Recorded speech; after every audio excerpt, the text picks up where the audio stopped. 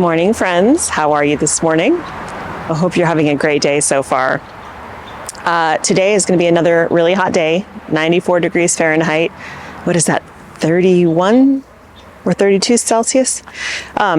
So I got the harvesting done this morning of vegetables and fruit first, and then I have to go make deliveries.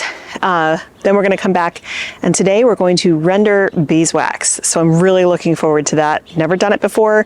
Watched a bunch of YouTube videos. I think I've got the handle of it. It really shouldn't be that hard, but you know, I'm good at screwing things up. So we're going to do that today, and I'm going to make a key lime pie. I got to use up some of those eggs. So real quick, I'll show you what I picked this morning, and then we'll get moving with the rest of the day. Okie doke. So a whole bunch of stuff, lots of blackberries, green beans. I think that's the Blue Lake variety. At least I'm pretty sure. Lots of tomatoes, mostly sun golds, but then I have some Romas, and also this one was totally ready to get harvested. So a couple of my tomatoes have been ravaged by probably rodents, but that's because I left them on for too long. So if you harvest them when they first start to blush, you have a much better chance of keeping your harvest. And then I picked that one cucumber that was very small just the other day. This might be the only cucumber I get all year, but I'll take it. Okay, so I'm going to take this harvest inside and make myself some breakfast. I got Aiden off to school this morning and haven't eaten yet. I'm really hungry. Also, I did get 2 eggs this morning from the flock, but the shells were extremely thin and they cracked as soon as I touched them. So one, that could be left over from the stress of the massacre. But what I'm going to do today, since I'm going to be using 5 eggs in this key lime pie, I'm going to clean those shells and crush them up small and feed them back to the chickens. That calcium should help them in their egg production. Okay, it's sometime later. Thank goodness this section of the yard is still in shade. It's very hot today. So we are going to scrape off this wax into a pot. I have all the cappings left over from the honey in the house. They're already in cheesecloth, which is great because that's one less step. So the tools that I have are, sorry, I thought that was a bee, are one of my hive tools. And I have this comb thing, which is generally for hand scraping, taking the caps off of honey, but I'm going to see how it works here. And then I have one of my old dye pots. So I'm going to use this to capture all of this wax and stuff. And then we'll go inside and start the next part of the process.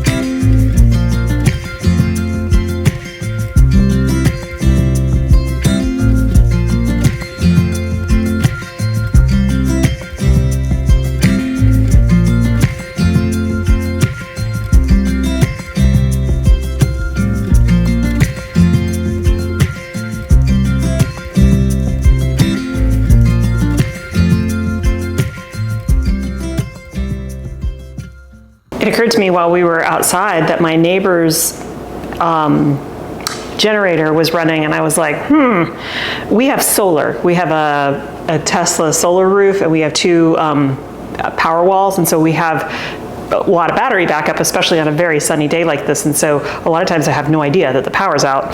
And so I looked up on the PG&E website, and we're the dot, and everybody around us there, that's our next door neighbor's property, is in the green. There's only 1 to 49 customers affected by this. I'm really glad that they have a generator right now, because it's hot, and it's an elderly couple, and the idea of them sitting in their house just roasting. So anyway, we're fine. We have electricity still. The grid is still running at our house, even though we're not using it. We're using our solar. All right, so we have scraped all of the wax off. It smells really good because there's honey and pollen and propolis in it. And now I'm gonna get my other pot prepared. I just bought this online. So you want to use stainless steel for this. I just bought this online the other day through Amazon. They had a label, and unfortunately the paper stuck to it. So I want to get that off because I have a gas range and this could light on fire. So I'm going to scrub that off real quick. Okay, so I've got my pot on the stove. It has got some water in it. I am getting that up to a mostly rolling boil. And in this bowl, we have the cheesecloth. There's still some honey down there, as you can see, but we've got the cheesecloth in here of the wax cappings. These 2 bags, plus what's in this pot, are all gonna go into the boiling water. And the boiling water is going to draw out the beeswax, basically melt all this stuff down. And what's going to be left in the cheesecloth is like all the, cocoons and all the other stuff that we don't want in our beeswax. So I'm going to tie this up really quick, only because I want to be able to use some tongs, and because the steam from the pot is going to be really hot.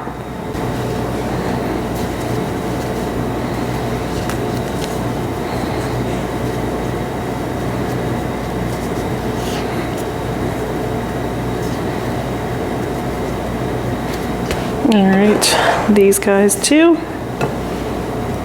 Now, even though there's honey still in this, that will go out into the water as well, but it will get separated from the wax as it cools, supposedly. We'll find out. Whew, still a lot of honey down there.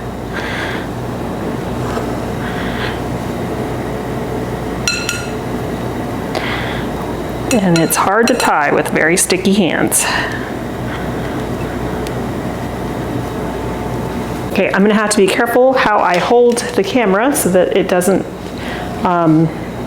get all fogged up, but here's one of the bags. We're gonna dip it in here. And this, yeah, you can see it starting to come out. So what you're seeing is the beeswax itself coming out. All right, and put the other 2 in.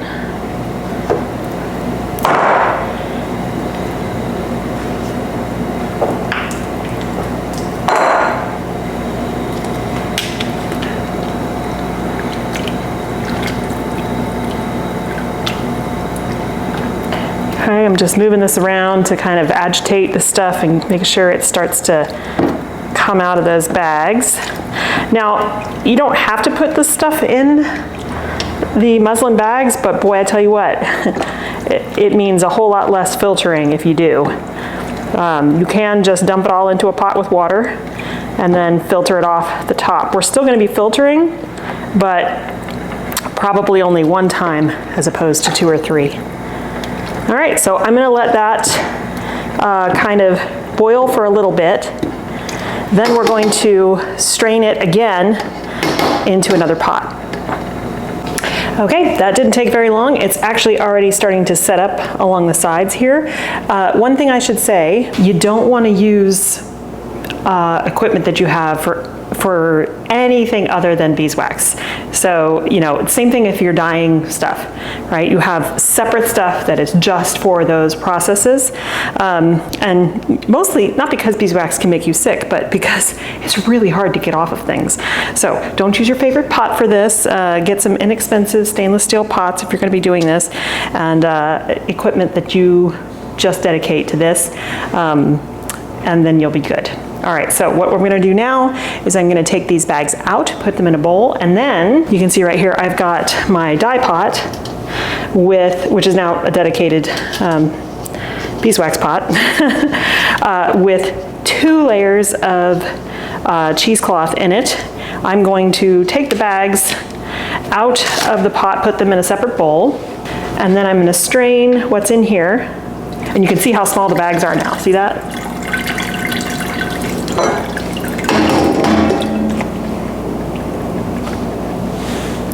Yep, there's hardly anything left. That means that most of what was in here was wax. And this bigger one, the one from the hive frames, that had more junk in it. Okay. Okay, so now I'm gonna pour this, it's gonna be heavy, well, it's not too bad, over this beeswax. Over this, and strain it. This is the second time we're straining. I sure hope all of this will fit in this pot. Remember that in here, there's also water, right? There's water and honey. So that's gonna separate out as this firms up. So now, that's what we do. We just let it firm up. Gonna take a couple of hours. In the meantime, we are gonna get started on our key lime pie. This is a very simple recipe from Food Network, so nothing special. I grew up with key lime pie. It is like my family's favorite thing, and when my kids were born, we introduced it to them, and it's their favorite thing, so pretty simple. Key lime pie has a graham cracker crust, and so here I have some graham crackers, I've got some butter, and we're gonna put a little bit of, tiny bit of sugar and some salt in this crust. We'll make the crust first, and then the pie itself is really simple, the filling. It's sweetened condensed milk. Nobody said this was healthy. Lime juice. I prefer key lime juice, but it's actually hard to get. 3 egg yolks and a little bit of salt. I also like to add a little bit of vanilla and some lime zest. So, let's get started.